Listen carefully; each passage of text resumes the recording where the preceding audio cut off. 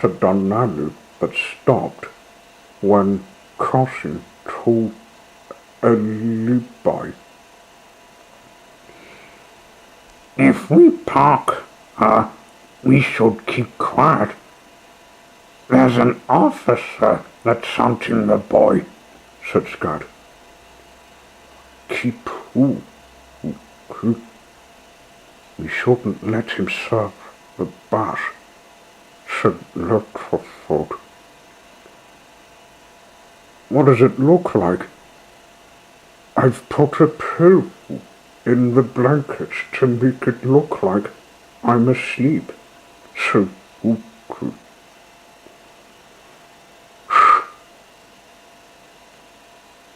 There's the van, or Krusty.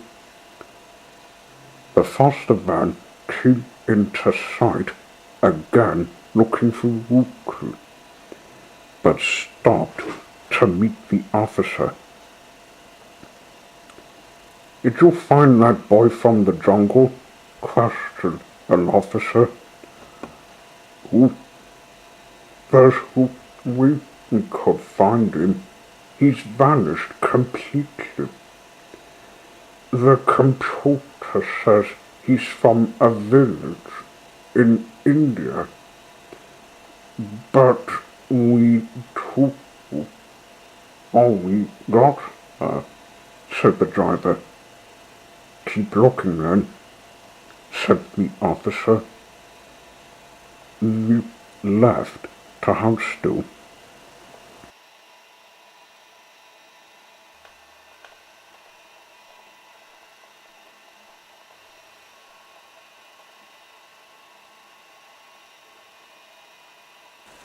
He's gone, Littlefoot, but what I heard was they're not giving up on the search, said Ali. I hope when they'll stop, it's best we take Uku to the cable value and then give him to Thomas. He's got some apples to deliver, said Littlefoot. Hey, there's one thing we haven't tried. It's some potatoes in some thin shapes that are called chips. Us plant eaters can try them, but Chomper can't. We saw the van parked in the area with food. There was one hot smell that could get anyone's attention. Tip looked in the bed to find a hatch underneath. What fell from it was a bag full of manure. This might be cool. I haven't tried this food either, said he. Perfect. We'll get a bag of it. I saw it's got fish and chips, said Chomper. That's a meat I like to eat. Yum. Littlefoot walked to the van. He left the money on the stand and bought the bag. The elder liked it when taking a bite. When we finished, we continued the journey.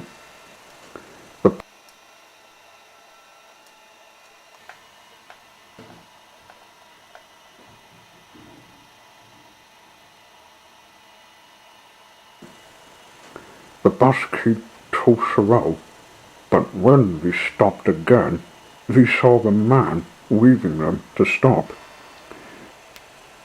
Excuse me, I've been looking for that bus. I landed it in the woods in Madonna to let a digger protect it for me, but I didn't expect you to drive it, said he. We haven't met you for, uh, uh, we can settle this matter with you driving us to Orford and the open valley, said Littleford. I haven't been there myself. It's a good spot for the takeoff for me. Shoo, Amber, and didn't let the driver take over the driving.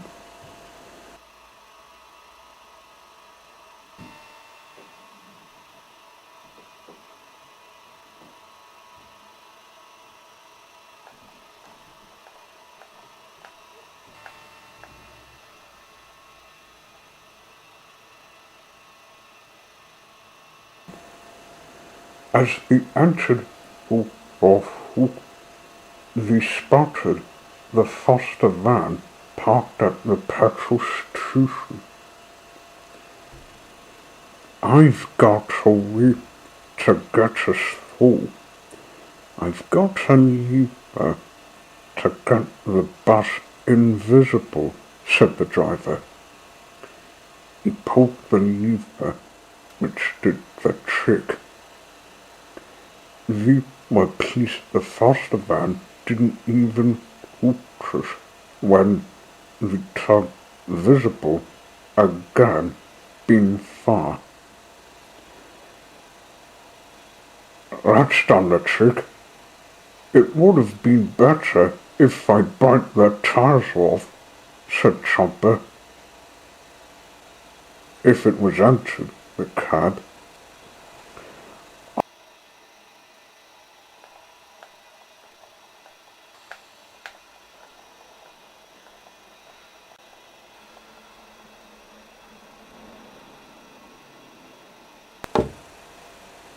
After a few kilometers, they came to an open valley to get off and walk the rest of the way. The driver said goodbye before any of the dinosaurs in Mowgli would see anything. He and the night bus vanished.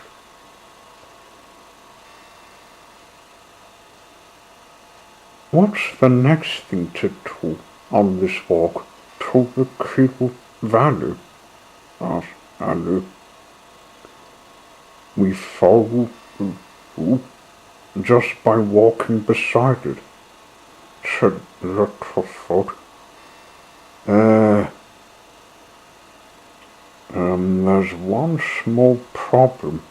We don't have any nearby bush to hide myself and you lot, including Mowgli. I have learned a number of paths. There should be one to get us to this teller. But of the Foster van, I do foster business, nor want to do it. Surely that driver in charge is not an animal catcher, said Mowgli. None of them made a comment. We had to risk it. Sarah was gone in case we ran into a sheep. We came to a suburb full of houses. Next to the ruins of a hotel still in disrepair. Littleford thought we should rest in it in case one of them was exhausted. Annie was hooked to this ruin, as she hadn't seen it herself.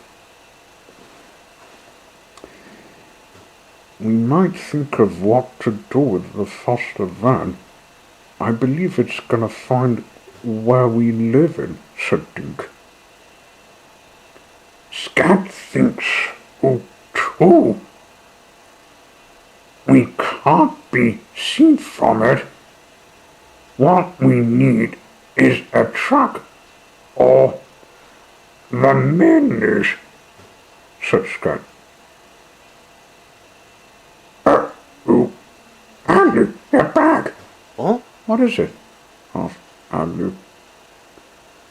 When she turned her head, she saw what Scott was meaning.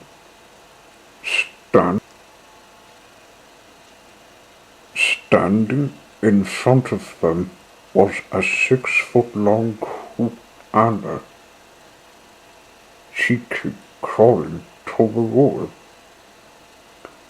Sarah, seeing this as a teacher, started ambushing it, hitting the stomach.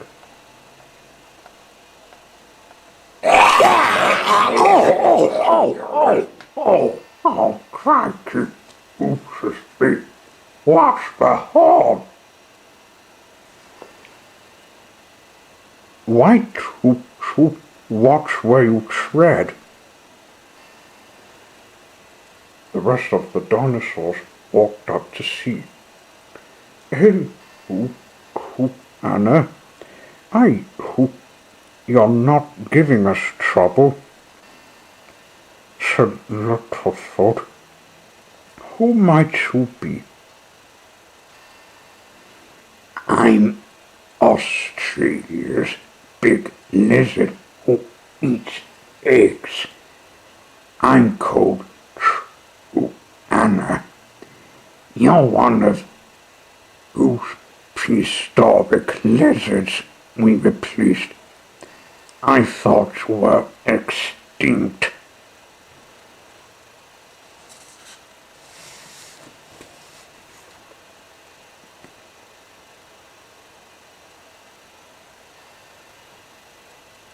If you think this roll is what you want, you can take it. We were resting in it anyway.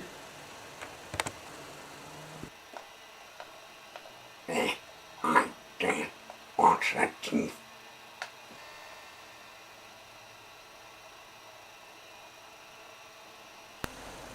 It was clear that there was a hostility point which the cricket avoided. The Anna would question them on the Creel Valley, causing an invasion worse than a T-Rex breaking into the Creek Valley.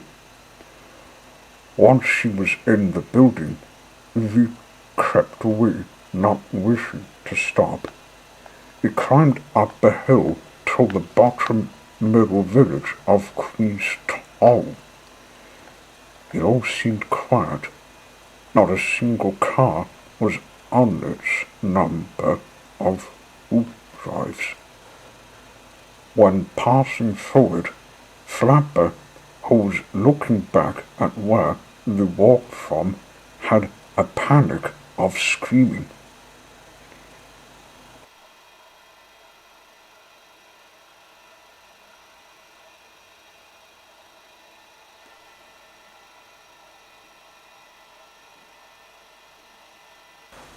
It's that stupid van again.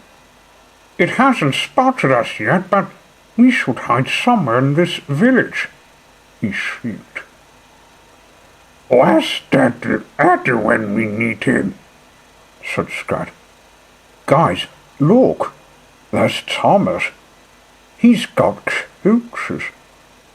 We can take them, said Alu. Hang on. The getaway will get ineffectual when some people will criticize the boy. Why don't we use the trucks? They have an empty space for us each to ride in. Not the van. It's full of apples. Sarah spoke up to prevent standoff. Oh yeah. One of them might call the foster van to stop us, said Alu. Quick! It's coming on that second side.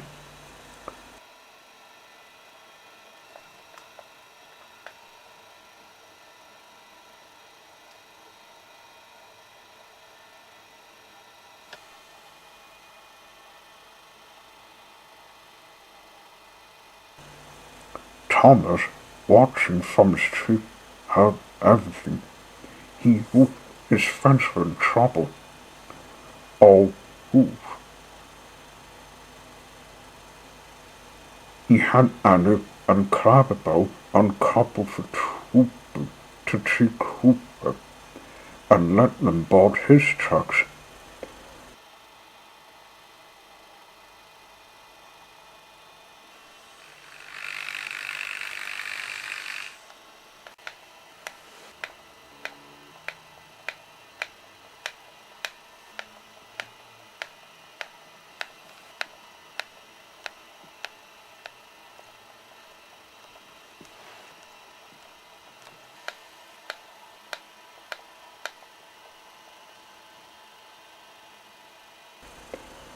All aboard if you want to escape, he said.